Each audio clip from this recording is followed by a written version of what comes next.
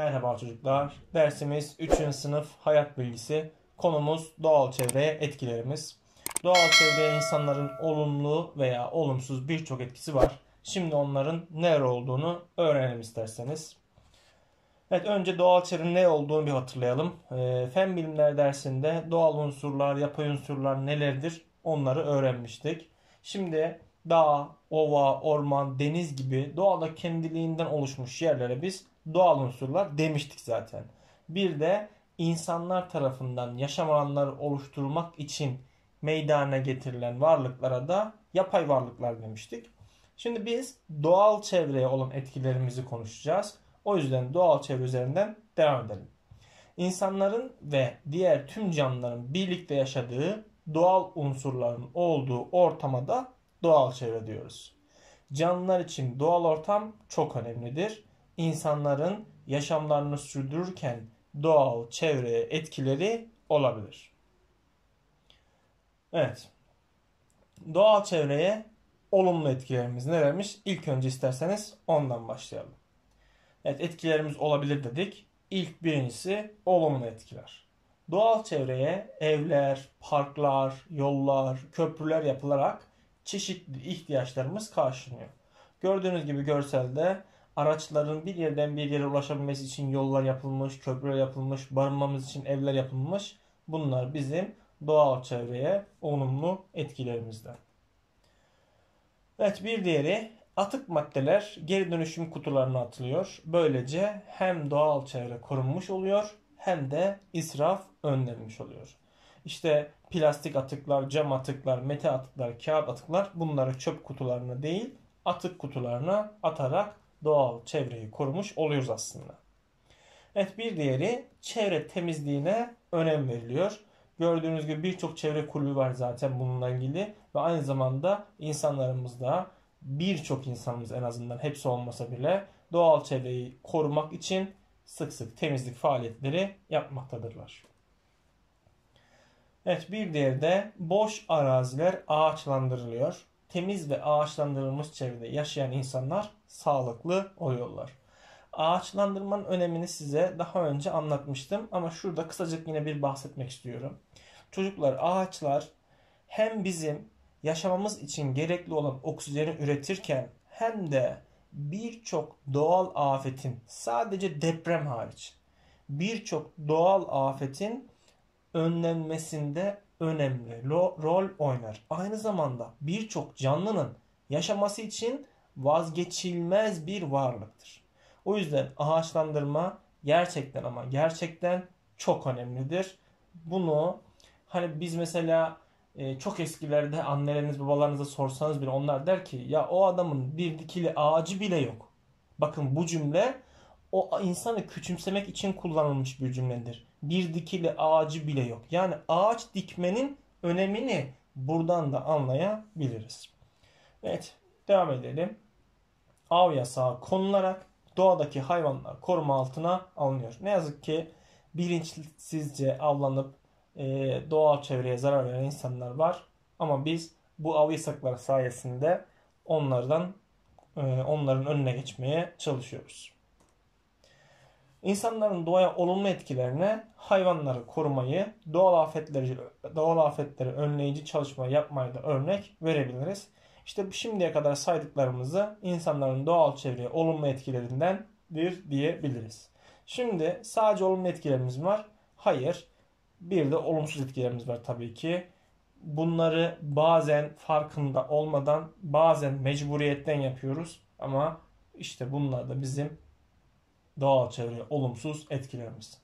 Onlardan bir tanesi göç nedeniyle şehirlerde nüfus artıyor. Artan nüfusla beraber yerleşim yerlerimiz düzensizleşiyor ne yazık ki, gördüğünüz gibi. Bakın ne kadar her taraf çarpık bir kentleşme olmuş. Her taraf binalardan geçilmez hale dönmüş. Yani şu resim yine bir nebze iyi ama bundan daha kötü, özellikle İstanbul'da biliyorsunuz, İstanbul'da yaşayanlar için. Buradan çok çok daha kötü yerleşim yerleri var. Buralar gene biraz daha kendini korumaya başlamış.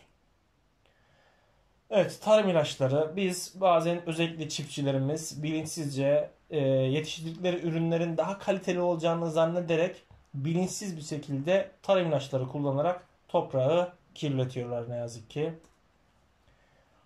Evet, bir diğeri de özellikle büyük şehirlerde çok fazla aracın olduğu yerlerde araçlardan çıkan egzoz gazları havayı kirletiyorlar. İşte gördüğünüz gibi. Evet, bir diğeri de atıklar deniz, göl ve akarsulara dökülerek su kirletiyorlar. Nasıl ki ben ağacın öneminden bahsettiysem canlılar, çocuklar su olmadan da yaşayamaz. O yüzden hem içme sularımız hem de sulama sularımız veya denizlerimiz, göllerimiz buraları mutlaka ve mutlaka korumalıyız. Atıklardan, çöplerden uzak tutmalıyız. Oraları kirletmemeliyiz. Çünkü kirletmek kolay, temizlemek çok çok daha zor ve maliyetlidir. Evet, bir diğeri de ormana atılan cam parçaları ve ormanda yakılan ateş. Orman yangınları neden olur ve böylece o ormanda yaşayan canlılar da bundan etkilenir, zarar görürler. Piknik için hepimiz mutlaka bir ormana, bir yeşillik, bir alana gidiyoruz. Orada piknik yaparken mangalda yakıyoruz. Ama yapmamız gereken şey piknik ateşini düzgünce söndüğünden emin olmadan orayı terk etmemek. Aynı zamanda o alanda çöplerimizi belirlenmiş yerlere biriktirmek, özellikle cam gibi güneş ışığına ısınıp etrafı yakacak maddelerden de oraları uzak tutmamız gerekecek. Evet, bir diğer olumsuz etkimiz de ne yazık ki ağaçları, hani olumlu etkilere ağaç dikmekten bahsetmiştik. Olumsuz olan da ağaçları kesmek. İşte biz yerleşim yerleri açmak veya işte oralara bize uygun bir alan, yaşam alanı yapmak için ağaçları kesiyoruz. Kestiğimiz zaman bu ağaçlar aynı zamanda oranın bitki örtüsünün de yok olmasına sebep oluyor. Dolayısıyla da yağan yağmurlarla birlikte oradaki toprak, yani verimli toprak sürüklenip başka yerlere gidiyor. O alandaki, o yerdeki toprak da verimsizleşmiş oluyor ne yazık ki. Evet, bir diğer olumsuz etkimiz de tabii ki sadece çevreye değil, bazen canlılara da zarar veriyoruz. Nasıl canlılara zarar veriyoruz? Onların neslinin tükenmesine sebep oluyoruz. Yani insanlar yaşadıkları doğal çevreye zarar verdikleri gibi o doğal çevrede yaşama imkanı bulan hayvanların da neslinin tükenmesine sebep oluyor. Peki bunu nasıl yapıyoruz? İşte doğal çevreyi yok ederek yapıyoruz. Bilinçsizce avlanarak yapıyoruz. Ne bileyim, oraları kirleterek onların yaşam alanlarını yok ederek yapıyoruz. İsterseniz biraz bakalım nasıl yapıyormuşuz.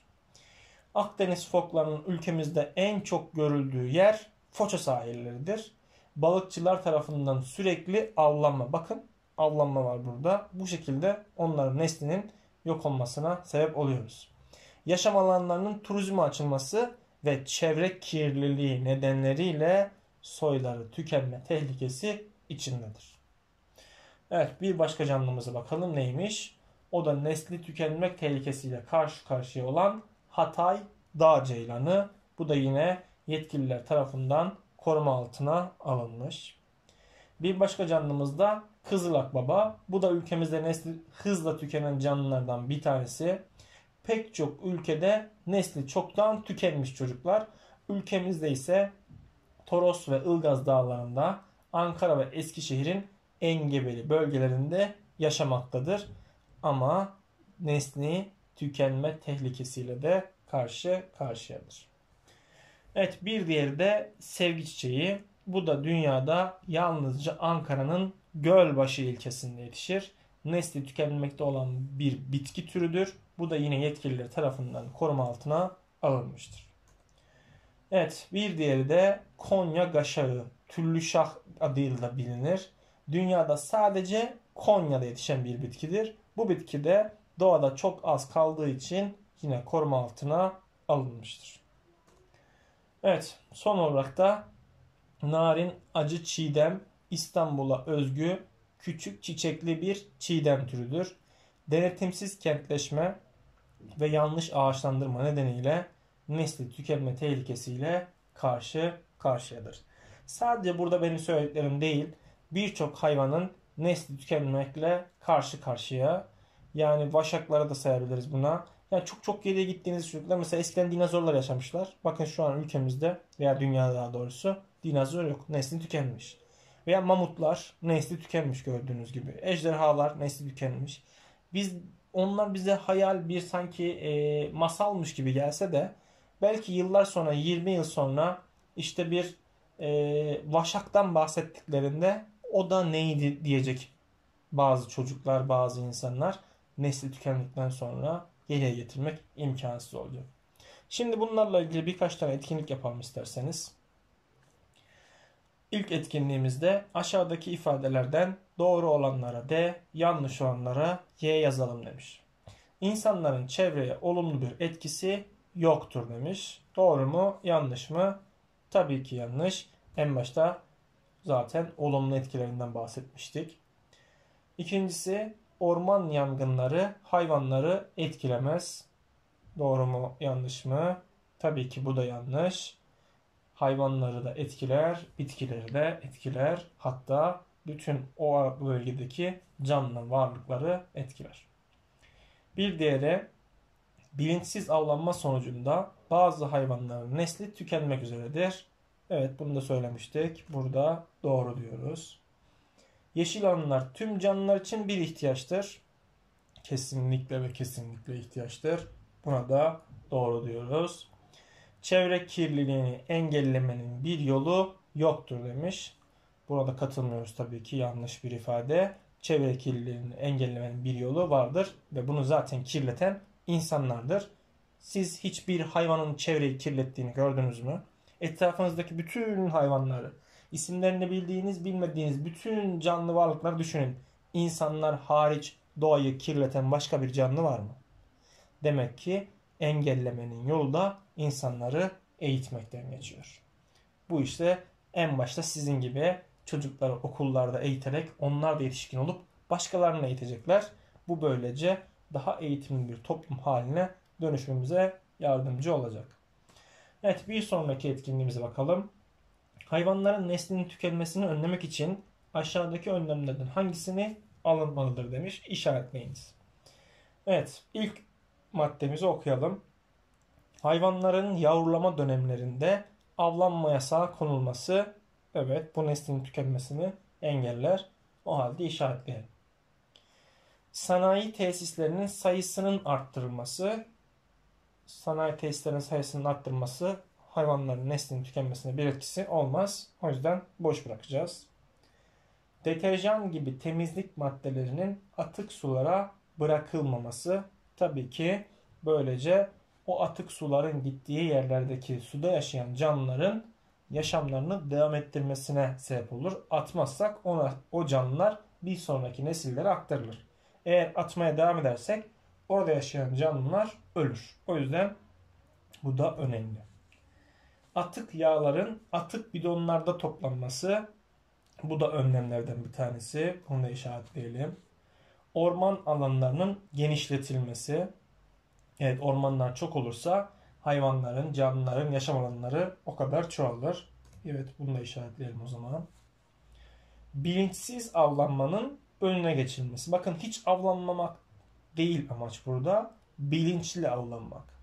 Avlanmak yasak zamanlarında, canlıların yavrulama dönemlerinde, onların çoğalma dönemlerinde onları avlamamamız gerekiyor. Düşünün, küçük küçük belki birkaç tane yumurtası var bir kuş türünü düşünün. Onların yumurtalarının kırılıp anneleriyle birlikte uçmayı öğrenip, yani önce doyurması gerekecek tabii ki anneleri. O dönemde o kuşun bir avcı tarafından vurulduğunu düşün. Oradaki yumurtalar ne olacak? Kim bakacak, kim büyütecek onları ve kim uçmaya hazır hale getirecek? Böylece böyle devam edersek o canlıların sadece kendisini değil neslini de öldürmüş oluruz. Onların yok olmasına sebep oluruz. O yüzden bilinçsiz avlanmanın önüne geçilmesi gerekir. Hayvanların yaşadıkları ortamın koruma altına alınması. Tabii ki onları doğal ortamlarında rahat edebilecekleri şekilde koruma altına almamız gerekir. Hayvanat bahçelerinde değil çocuklar. Hayvanat bahçeleri onların doğal ortamı değil. Biliyorsunuz hayvanat bahçesi doğal unsur değil, yapay unsurdu zaten. Hayvanat bahçelerinde onları biz doğal ortamındaymış gibi yaşatamayız. O yüzden onları doğal ortamlarında koruma altına almamız gerekir. Evet, dersimiz burada bitti. Umarım faydalı olmuştur. Bir sonraki dersimizde görüşmek üzere. Hoşça kalın.